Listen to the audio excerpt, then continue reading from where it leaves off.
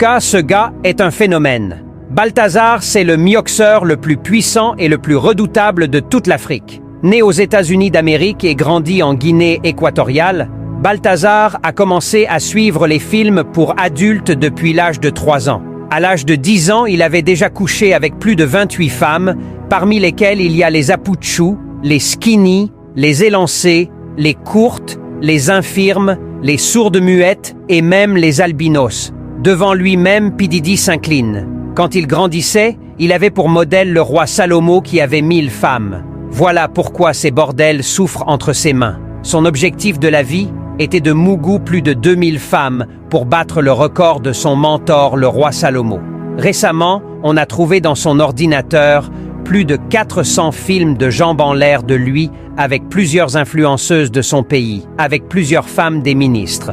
On a entendu que même la femme du directeur de la sécurité présidentielle, la femme du procureur général, la fille du directeur général de la police, la femme de son petit frère et même celle de son oncle en plus enceinte, Balthazar a tout chicoté sans pitié ni peur.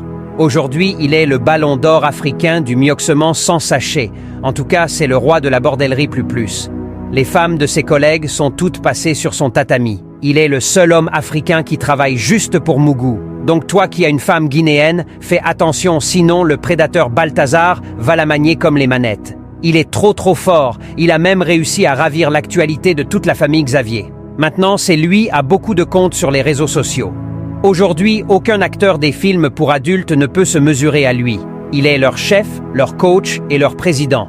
Il mérite sa place du président du syndicat des hommes à vie. Plus de 400 foyers brisés en Guinée équatoriale à cause d'un seul homme. Ce qui est sur ces femmes aussi sont de véritables bordels. Le roi du Mougouli à haut niveau, son nom est Balthazar, alias Monsieur le Plaisir. Aucune femme ne peut résister à ce fameux prédateur. Malgré sa tête rouge comme un lézard, le monde entier s'incline devant toi, le roi Balthazar. Longue vie à toi. Point final. Mesdames, Mesdemoiselles et Messieurs, bonsoir à tout le monde. Soyez les bienvenus. Vous êtes sur la tribune d'éveil des consciences. On en parle à la une de l'actualité internationale. Le monde a été ébranlé par la viralité des vidéos qui ont circulé sur les différents réseaux sociaux, notamment sur Telegram et autres, des vidéos érotiques en provenance de la Guinée équatoriale. Il s'agit des vidéos qui mettent en première ligne comme véritable acteur le monsieur qu'on appelle, voilà, que les gens appellent Balthazar. Mais qui de son vrai nom, il a un vrai nom, je crois, comment il s'appelle déjà, Ebang Angonga, qui est surnommé Bello. Alors, c'est une affaire très grave qui se passe du côté de l'Afrique équatoriale, puisque ce monsieur n'est pas n'importe qui. Ce monsieur n'est pas n'importe qui, on l'appelle Balthazar, Bello. Balthazar est quelqu'un, il est le directeur général de l'agence d'investigation financière. Je crois que je ne fais pas erreur. Oui, il est une figure majeure de l'établissement équato-guinéen. Il est le directeur général de l'agence nationale d'investigation financière. Alors, ça veut dire qu'il occupe un grand poste au sein même du gouvernement, de l'administration gouvernementale. C'est un bel homme. Il a le charisme. Il a la carrure, il a le pouvoir, il a l'argent. Nous apprenons qu'il est cultivé. Et puis, il a le pied du bébé. Oui, il faut le dire. C'est un vrai samouraï. Alors, il n'y a que ces vidéos que nous apprenons, qui sont au nombre de 400, malgré que jusque-là, nous n'avons vu que 7 à 8. On se demande qui détient le reste. Mais la vérité, c'est que plusieurs questions se posent au sujet de ce qui se passe. Ce monsieur, nous avons appris qu'il a été accusé de détournement, qu'il a détourné de l'argent.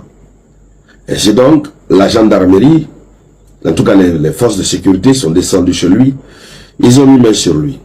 Ils ont pris son ordinateur, ils ont pris son téléphone, et sur le disque dur de son ordinateur, c'est là ils ont découvert ces images. Plus de 400. avec des femmes différentes. Et il procède à son repos du guerrier dans plusieurs endroits, mais notamment dans son bureau Maranatha, dans son bureau, dans des hôtels de luxe. Il procède à la chose avec différentes femmes. Ce qui est choquant, vous avez même des femmes qui sont en état. On en a vu une qui est en état. Alors, tout ça, c'est déjà connu. Mais ce qui est marrant aussi dans l'affaire, c'est que ce sont les services étatiques qui se sont arrangés à mettre ces images érotiques sur les réseaux sociaux. On se demande dans quelle intention. Puisque, au lieu que cela crée un effet négatif vis-à-vis de Balthazar, au contraire, c'est l'effet inverse que c'est en train de donner. Puisque vous voyez les gens en train de le complimenter, même s'ils savent que ce qu'il a fait est mauvais. Vous savez que nous sommes dans un monde où l'immoralité est en train de prendre vraiment le dessus. Les gens sont en train de l'apprécier. Vous avez même certaines qui disent, bon, voilà, Balthazar, je vais être à ton école. Ouais, tu es le roi, etc., etc. Comment est-ce que le gouvernement a réfléchi en mettant sur le grand public, puisque ce sont les services de l'État qui ont découvert ces vidéos?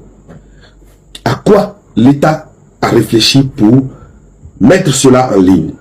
C'est vrai que c'est déjà un acte à condamner sévèrement, mais la minutiosité avec laquelle le monsieur a travaillé de façon méticuleuse, il faut dire que ça laisse à désirer. Partagez-moi cette vidéoconférence, s'il vous plaît. Partagez la vidéoconférence. À l'instant où nous sommes en train de parler, il y a une tension. Il y a l'angoisse qui ne dit pas son nom en Guinée équatoriale. Et pas seulement la Guinée équatoriale. Même la Côte d'Ivoire commence à être inquiétée, puisque nous apprenons que le monsieur a passé tout le temps de la CAN à San Pedro, à moins que ce soit une plaisanterie. Et nous connaissons la force du monsieur. Désormais, nous savons que partout où il passe, voilà. Alors, ce qui est pire dans cette situation, c'est que plusieurs foyers risquent d'être brisés à cause de cette diffusion. Chaque père de famille est assis, soucieux, en train d'attendre.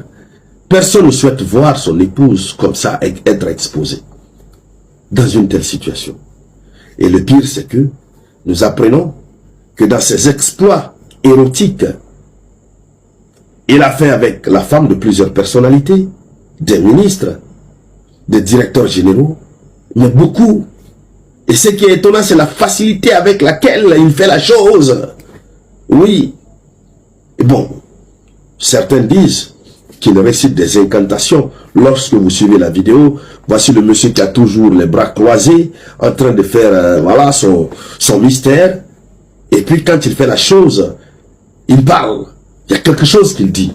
Nous apprenons que c'est de l'envoûtement pour permettre à ses proies de connaître le degré le plus ultime de la chose. Je ne vais pas aller dans beaucoup de détails, je crois que beaucoup parmi vous, vous avez déjà vu la chose. Mais l'autre aspect non négligeable, c'est ce que le procureur a eu à signaler. D'ailleurs, il faut rappeler qu'il semblerait que même la femme du procureur, d'un des procureurs, fait partie. Oui. Le directeur général de la police, il n'a laissé personne. Alors, le procureur du parquet général, il a souligné une piste. Il dit donc, mais quelqu'un comme ça, quelqu'un ne peut pas, un homme aussi vraiment tranquille, ne peut pas se permettre de faire ça plus de 400. Et ça, c'est ce qu'il a pu minutieusement filmer. Et puis, il part en live. Oui, il n'en est pas question de se protéger. Il part en live. Donc, le procureur a décidé d'ouvrir une enquête sanitaire pour essayer de voir est-ce que le monsieur n'était pas dans une logique de distribution d'une maladie. Voici là la grosse question. Est-ce qu'il n'était pas en train de distribuer une maladie? Voici la question qui se pose. Alors, ce qu'il faut noter, c'est que, d'abord, ce monsieur Balthazar a détourné les appareils de surveillance de son bureau et il les a mis à sa propre disposition pour se filmer lui-même dans ses activités érotiques. Alors, c'est chaud du côté de la Guinée équatoriale et même du côté du Cameroun, puisque quand vous regardez sur la carte l'emplacement de l'île de Balthazar, vous voyez que c'est très proche du Cameroun. Plusieurs familles sont exposées. Donc aujourd'hui, plus rien ne va. Et nous attendons de voir la suite. Nous attendons de voir la suite. Voilà, nous attendons de voir la suite de l'enquête qui a été ouverte par le parquet. Mais surtout, ce qui étonne les gens, c'est son silence. Il est silencieux, il ne dit rien. Même pas un seul mot, il a encore dit. Alors, voici l'actualité et voici la une de l'actualité. Et donc, ne me demandez pas, voilà, je n'ai pas autre chose à dire. Ceux qui ont déjà vu ont déjà eu à voir. Ceux qui n'ont pas encore vu, je vous déconseille de voir.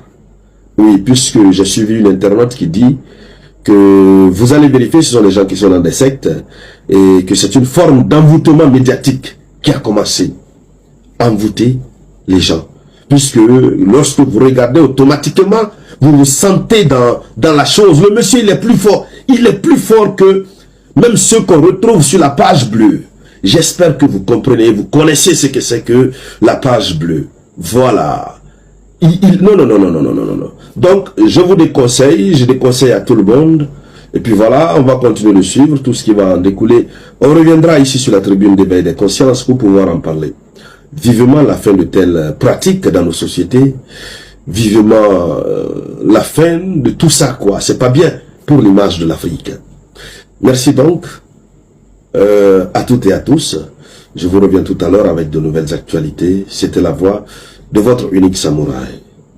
C'est normal que quelqu'un qu'on a nommé chef prison puisse se permettre puisse se permettre ce genre d'attitude, de pratique dans une prison. Les femmes qui sont en prison, elles ont de la dignité à préserver. Les gens qui ont leur mari en prison, qui viennent visiter leur mari, elles doivent avoir de la dignité. J'ai dans mon téléphone beaucoup d'images qu'on m'a envoyées de ce monsieur. La déontologie ne me permet pas de publier ces images. Je suis un journaliste, je ne peux pas me permettre de balancer des images de nudité sur les réseaux sociaux parce que notre métier est très réglementé. Je ne peux pas me permettre. J'ai des images de ce monsieur tout nu avec des femmes avec qui il a couché en prison, dans son bureau. Vous savez, une femme qui est en prison, par exemple, une femme qui est en prison, elle est dans les liens de la détention. Donc, elle est faible. Elle est faible moralement, elle est faible psychologiquement. Donc, si un chef prison vient la voir pour dire, bon, madame, je vais bien vous loger, je vais vous donner des faveurs. En retour, la nuit, quand tout le monde sera en train de dormir, venez dans mon bureau, les femmes vont se donner à lui.